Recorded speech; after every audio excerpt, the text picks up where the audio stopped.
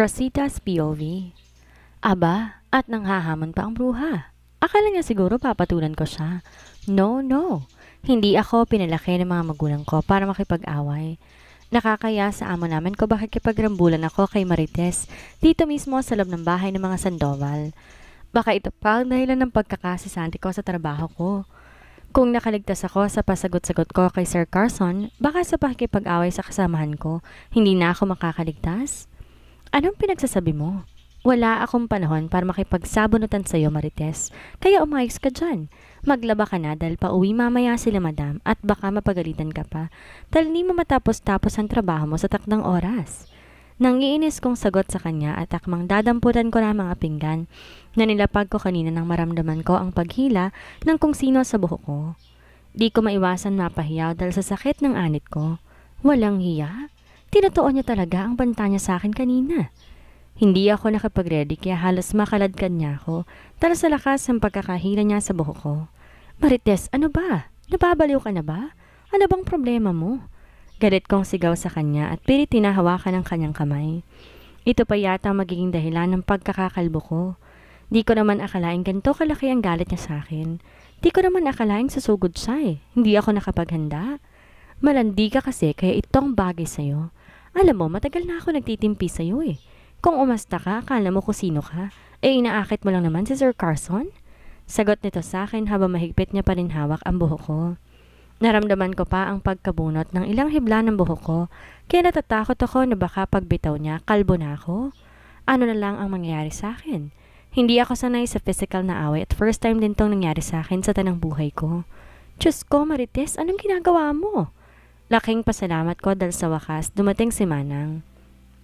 Mabilis tong lumapit sa amin at kagad nitong hinampas ang kamay ni Marites na mahigpit pa rin nakahawak sa buhok ko, kaya naman agad niya ako nabitawan.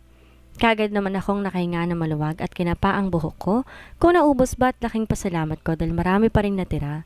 Although may ibang strands ng buhok ko na napapansin ko sa sahig at alam ko galing sa akin yon.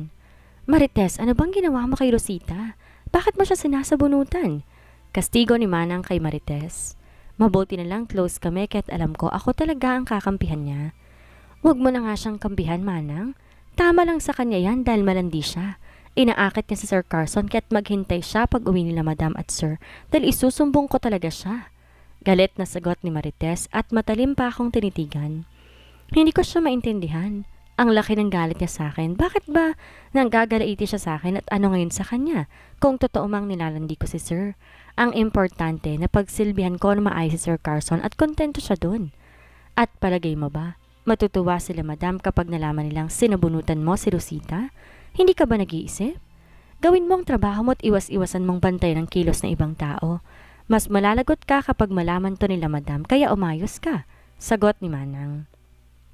Di naman nakaimik si Marites, pero matalim pa rin ako nitong tinitigan. Ano nangyayari dito? Rosita, hindi ba't sinabi kasi ang bilisan mo dahil gusto ko magpaaraw sa garden? Bakit ang tagal mo? Sabay-sabay pa kaming napalingon nang marinig namin ang naiinis na namang boses ni Sir Carson. Di na marahil to nakatiis sa sobrang tagal kong bumalik, kaya kusa na tong lumabas ng kwarto habang nakaupo sa kanyang wheelchair. Nakakunot pa ang noon nito habang sinisipat ako ng tingin. Bago nito, seryosong tinitigan si Manang. Ano ang nangyari dito, Manang? At ano yung naririnig kong sigawan kanina? Bakit may kalmot si Rosita? Seryosong tanong nito kay Manang. Di nakaligtas sa paningin ko ang takot at pag-aalinlangan sa mga mata ni Manang pati na rin ni Marites kaya naman nagtaka ako. Hanggang ngayon ba'y takot pa rin sila sa kasungitan ni Sir Carson?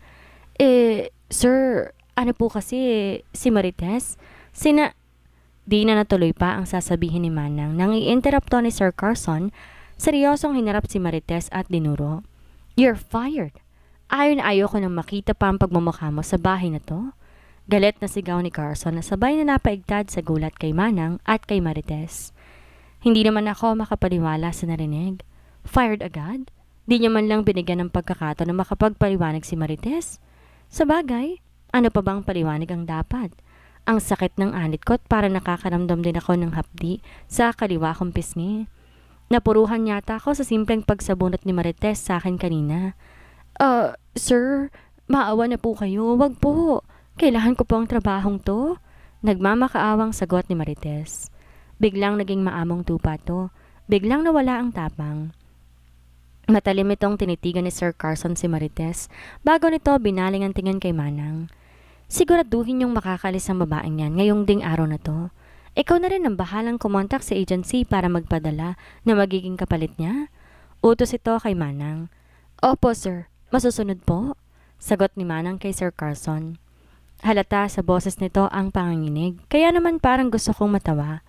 Hanggang ngayon yata may tropa pa rin si Manang sa pagiging masungit ni Sir Carson. Sir, hindi po pwede. Wala po ako mapupuntahan. Hihingi na lang po ako ng sorry kay Rosita. Huwag niyo na lang po akong palayasin. Hindi na po mauulit. Nagmamakaawang wika ni Marites kay Sir pero parang wala itong narinig. Sinenyasan lang nito si Manang na pwede na silang umalis sa harap namin na kaagad namang tumalima. Hila-hila nito si Marites at naiwan kaming dalawa ni Carson na hindi ko naman malaman kung anong gagawin ko. Hindi ka ba marunong lumaban? Bakit hinayaan mong babaeng na nasaktan ka? Galit na sita nito sa akin. Tulala tuloy akong napatitig sa kanya. Bakit niya siya tinanggal sa trabaho? Hindi po ba kayo naaawa sa kanya? Tanong ko. Umiling to at mabilis akong hinawakan sa kamay. Sa kwarto tayo. Gagamutin ko yung sugat mo sa pisngi at baka ako ma-infeksyon pa yan. Naiinis nitong bigkas sa akin. Rosita's POV.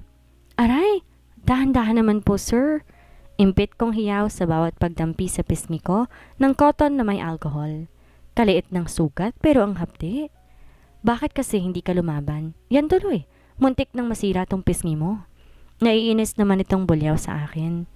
Di ko alam kung bakit siya tong galit na galit kaya hindi naman siyang nasaktan. Hindi ko naman akalain na susugod siya eh. Malay ko ba namang aatake pala siya sa akin ng patalikod? Nakalabi kong sagot sa kanya. Isang malakas na buntong hininga ang narinig ko sa kanya habang di nito inaalis ang pagkakatitig sa akin. Ano bang dahilan? Bakit kanya sinaktan? Tanong nito. Di naman ako nakaimig. Alangan namang sabihin ko sa kanyang totoong sinabi sa akin ni Marites. Alangan namang ipaalam ko sa kanya na pinagbintangan ako ni Marites na malandi raw ako. Masakit ba? Pagkatapos ito magbihis ka dahil pupunta tayo ng ospital.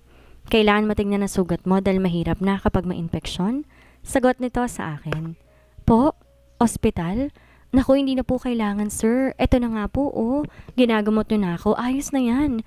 Maliit na bagay at gagaling din kaagad yan. Nakangiti kong tanggi sa kanya. Ang OA ng mga mayayaman. Konting galos ospital agad. Masyado nagsasayang ng pera. Huwag ka na magdahilan. Pupunta tayo ng ospital at ayoko makarinig ng pagtanggi mula sa'yo. Bilisan mo na. Yamot nitong sagot sa akin. Wala na ako nagawa pa kundi ang tumayo na lamang. Diretso naglakad sa walk-in closet para magpalit ng damit. Mamaya na lang siguro ako maliligo dahil baka mabulyawan na naman ako ng amo ko. Ang bilis niyang magdesisyon ng mga bagay-bagay na hindi niya man lang kinokonsulta sa akin.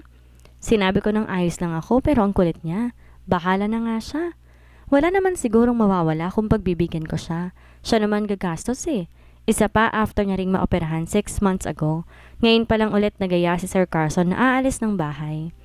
Parang gusto ko tuloy itong yayain na mamasyal muna kami ng mall pagkatapos namin sa ospital para makakita naman siya ng ibang tao. Hindi yung palagi na lang siyang nagmumukmuk dito sa bahay. Pagkatapos kong magpalit ng damit, sakto namang narinig ko na may kumakatok sa pintuan ng kwarto. Abala si Sir Carson sa kanyang binabasang libro, kaya diretso na ako naglakad patungo sa pintuan para silipin ko sinong kumakatok. Pero nagulat ako dahil hindi pamilyar sa akin na mukha na bumungad sa akin. Isang matangkad at gwapong lalaki. Sobrang seryoso ng kanyang aura kaya't wala sa sariling napatitig ako sa kanya. Sino po sila? Nagtataka kong tanong. Bakit kaya basta na lang siyang pinapasok sa loob ng bahay? Kakilala ba siya ng pamilya Sandoval? And who are you? Ikaw ba yung nababanggit ni Tita Soliana na nag-aalaga sa pinsan ko? Jiho nga pala, pinsan niya. Seryoso nitong sagot sa akin at naglahad pa ng kamay sa harapan ko. Di ko tuloy malaman kung tatanggapin ko pa ang pakikipagkamay niya or hindi. Nakakahiya dahil kamag-anak pala siya ng amo ko. Pasensya na po sir. Ngayon ko lang po kasi kayo nakita kaya hindi ko kayo nakilala. Hinging paumanhin ko at imbes tanggapin ang pakikipagkamay niya, nilawagan ko na lang ang pagkakabukas ng pintuan ng kwarto para makapasok to na siyang kaagad naman itong ginawa. Carson, kamusta? Long time no see ah. Masaya pa nitong bati kay Sir Carson, kaya agad namang napaangat ng tingin si Sir at direktang tumitig sa bagong dating. Jiho, sa wakas nagpakita ka rin. Kamusta? Tanong nito. Isang mahinang pagtawa ang naging tugon ni Jiho at mabilis na lapitan ng pinsan at nakipag-high five. Eto, nangangapa pa rin. Malungkot ang buhay ko at di ko alam kung paano ko may babalik sa dati ang lahat. Sagot naman ni Sir Jiho. Di ko naman maintindihan ang pag-uusap nila kaya nagliligpit-ligpit na lang ako ng mga kalat dito sa kwarto. Di ako pwedeng lumabas dahil baka may iutos sa akin si Sir Carson at isa pa, aalis daw kami ngayong araw. Di mo pa rin ba siya nahanap? Ilang taon na pero wala ka pa rin clue kung nasaan siya? Tanong kunwari naman ni Sir Carson sa kanyang kausap. Napansin ko pa ang pag-iling ni Sir Jiho kaya agad tuloy napukaw nila ang atensyon ko.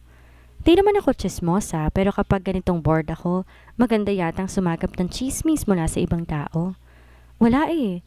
Tinanong ko na rin si Vanessa kung nasa na si Elma pero hindi niya rin daw alam. Kaya nga nagpasya akong sa Amerika na lang muna ituloy ang pag-aaral para makalimot. Pero di naman ako nagkaroon ng katahimikan ng kalooban. Hinahanap talaga siya ng puso't isipan ko. Carson? Damang-dama ko ang lungkot sa boses si Sir Jiho habang sinasabi ang katagang yon. Mukhang tulad sa aking amo, broken-hearted din to. Ano ba kasing nangyari sa inyo? Sa ating magpipinsan, ikaw ang kauna-unahan na nagkaroon ng love life. Pero ikaw din ang nawalan? Naunahan ka bang magpakasal ni na Carmina at Julian? Sagot naman ni Sir Carson. Tuluyan na nitong nilapag ang kanyang hawak na libro sa mesa. Seryosong tinitigan ng bagong tingin sa Jiho, nakitang sobrang lungkot sa mata habang nakatitig sa kawalan. Di ko nga rin alam eh. Ang gago ko kasi. Akala ko talaga laro lang ang lahat nun eh. Akala ko talaga hindi naman siyang babaeng para sa akin dahil masyado pa akong bata noon pero nagkamali ako. Nagising na lang ako isang umaga na iniwanan niya na pala ako. Na sinukuan niya na ako dahil sa pagiging walang kwenta kong partner sa kanya noon. Himutok na sagot ni Sir Jiho. Di naman ako makapaniwala sa narinig mula sa kanya. Imagine, sa gwapo niyang yan, nagawa siyang iwan ng babaeng gusto niya. Bakit bulag bang babaeng yon at nagawa niyang sayangin ang kagaya ni Sir Jiho? Or baka naman may mas malalim pang dahilan kaya sila naghiwalay? Baka malaki ang pagkukulang ni Sir Jiho kaya sumuko ng babaeng pinag-uusapan nila? Kaya ikaw pinsan, kapag magmahal ka ulit, wag na wag mo nang pakawalan dahil ang hirap pala kapag sila na mismong susuko. Mahirap pang ibalik ang tiwala kapag tuloy nang nagdaho yon. Wag na wag mo akong gagayahin hanggang ngayon, nangangapa pa rin at patuloy siyang hinahanap. Malungkot na wika ni Sir Jiho kaya hindi ko na tuloy maiwasan pa na makaramdam ng awa para sa kanya. Game pa sana makipag-usap si Sir Jiho sa pinsan niya na si Sir Carson at ayos lang sa akin yon pero mukhang hindi nakalimutan ng amo ko ang pangako niya sa akin na dadalhin niya raw ako sa ospital para matingnan ang galos ko. Kaya kahit labag sa kalooban ko, kaagad na rin akong pumayag kesa naman kulitin niya ako ng kulitin. Mukhang hindi busy si Sir Jiho dahil sinamahan na din kami nito. Liban sa driver kaming tatlong magkakasama at wala naman silang ginawa dito sa loob ng kotse kundi ang mag-usap. Iisang babaeng palaging bukang bibig ni Sir Jiho. Yon ay ang babaeng nagngangalang Elma na sana'y muling mag-cruise ang landas nilang dalawa dahil mukhang mabait naman tong si Sir Jiho eh. Pagkarating ng ospital, tiningnan lang ng doktor ang galos ko at niresetahan lang ako ng pampahid. Maliit na bagay pero mukhang di naman kami nagsasayang ng oras dahil nagaya na rin si Sir Carson sa klinik ng kanyang doktor para makausap ito. Katulad ng inaasahan na naging topic tungkol sa pagpapagamot ni Sir Carson para makalakad ulit. May mga bagay silang pinag-usapan na di ko naman masyadong maintindihan pero ang mas tumatak sa isipan ko kailangan na raw ni Sir na mag-umpisa sa session ng therapy. Kailangan mag-hire ng professional na tao na siyang gagabay sa pang-araw-araw na gawain ni Sir Carson.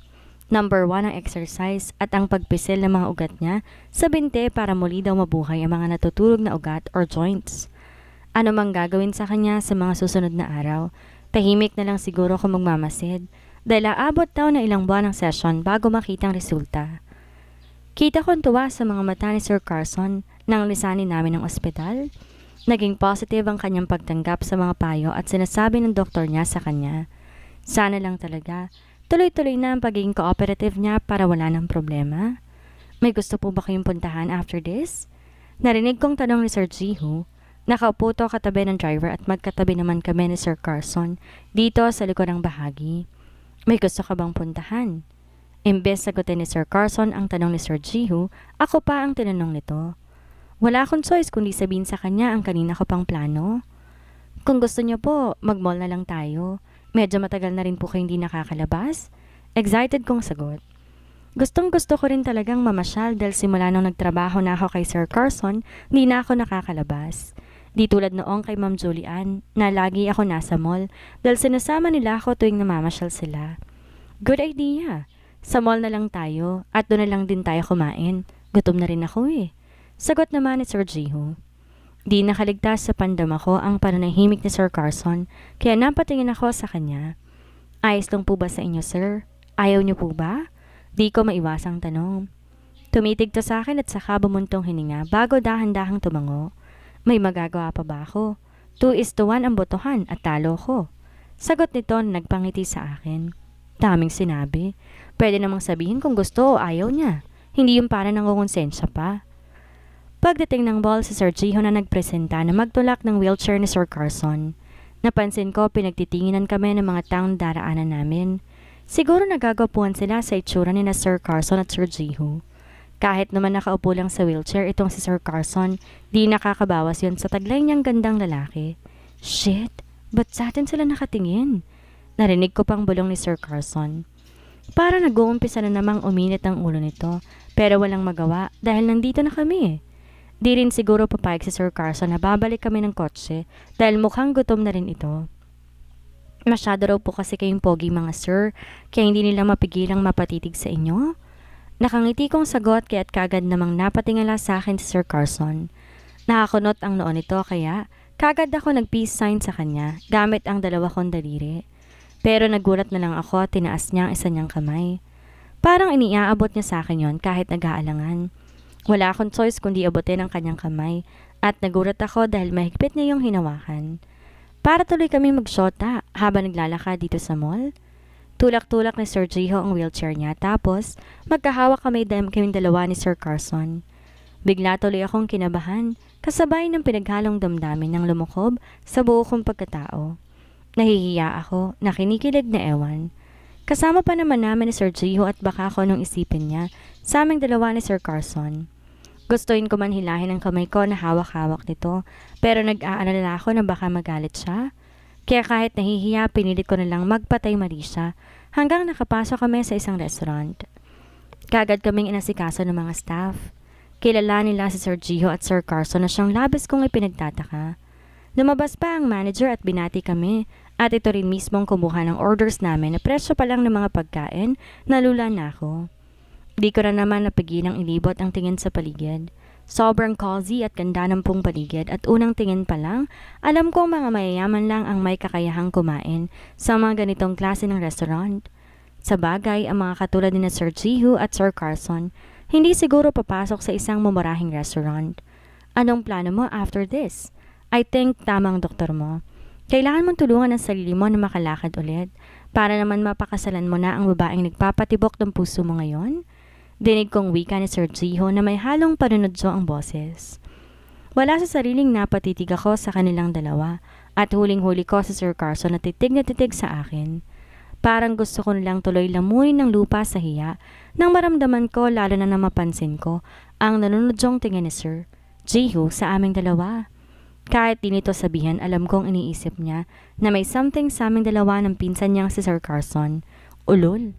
Ano pa nga bang ginagawa ko ngayon, diba? Tsaka huwag yung love life ko ang pakialaman mo dahil sa pagkakataong to, hindi ko nahahayaan pang makawala sa akin ang babaeng gusto ko. Narinig kong sagot ni Sir Carson at nahuli ko pa, sumulyap siya sa akin. Bigla tuloy lumakas ang kabog ng dibdib ko. Ano kayang ibig niyang sabihin? Bakit parang bigla akong kinabahan sa topic nila ngayon? Oo na. Bilis-bilisan mo lang magpagaling para naman matulungan mo rin ako sa paghanap sa kanya. Narinig ko ang sagot ni Sir Jiho at malungkot tong tumitig sa kawalan. Ayun! Lumabas din ang tunay na dahilan kaya't naisipan mo akong dalawin. Bakit ka pa kasi nagpapakahirap? For sure may kakilala si na Uncle Clarence na magaling na investigador. Magpatulong ka para mahanap mo na kaagad ang babaeng naging dahilan kaya ka malungkot? Natatawang sagot ni Sir Carson. Kung ngayon titingnan, kaswal na lang ang pakikipag-usap niya ngayon kay Sir Jiho. Parang di niya dinidibdib ang sarili niyang kalagayan. Plano ko rin yan. Pero alam mo naman si Uncle Clarence, aasarin ka muna bago ka tutulungan. Tsaka kailangan ko rin kausapin si Vanessa. Masama rin ang loob niya sa akin dahil sa ginawa ko sa kaibigan niya. Sagot ni Sir Jiho. Natawa naman si Sir Carson kahit di ko maiwasan na mapatitig sa kanya. Sana ganito na lang siya palagi. Tumatawa at hindi nagsusungid. Lalo tuloy siyang naging gwapo sa paningin ko. Mabilis na lumipas ang ilang sandali. Kahit gaano pa kasarap ang mga pagkain nasa harapan ko, hindi ko talaga malasahan. Paano ba naman kasi? Simula nang dumating ang pagkain, tinigil na rin ni Sir Carson ang pakikipag-usap niya sa kanyang pinsan at sa kanya tinoon ang buo niyang pansin. Di mo ba gusto ang mga pagkain? Bakit tamilmil ka yata? Narinig ko pa ang tanong nito. Para siyang boyfriend ko na todo asikaso sa akin na first time niyang ginawa. Halos mapuno na nga ang pinggan ko kakalagay niya ng iba't ibang klaseng pagkain eh. Gusto po, kaya lang ang dami na po nito eh. Di ko kayang ubusin to. Sagot ko sa kanya na may halong reklamo sa aking boses. Hayaan mo na kasi siyang kumain. Nakukontra sa'yo si Rosita eh.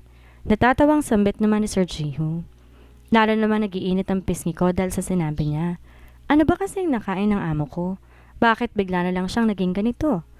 Hiyang-hiyaman sa mga nasa harapan ko, wala akong choice, kundi ubusin ang mga pagkain binigay sa akin ni Sir Carson. Sayang din kasi, lalo na't alam kong sobrang mahal ng mga pagkain.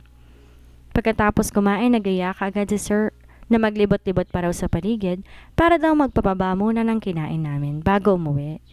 Kaagad naman pumayag si Sir Carson. Wala naman daw problema dahil nakaupo lang siya sa wheelchair. Rosita, pili ka na ng mga kailangan mo. Biglang wika ni Sir Carson pagkatapat namin sa isang mamahaling butik. Napahinto kaming dalawa ni Sir Jiho sa paglalakad at sabay na tumingin kay Sir Carson. Ipagsa-shopping mo si Rosita? Kaswal na tanong ni Sir Jiho dito. Tumingin naman si Sir Carson sa akin sabay tango. Matagal na niya ako inaalagaan at wala pa akong kahit anong regalo na naibibigay sa kanya.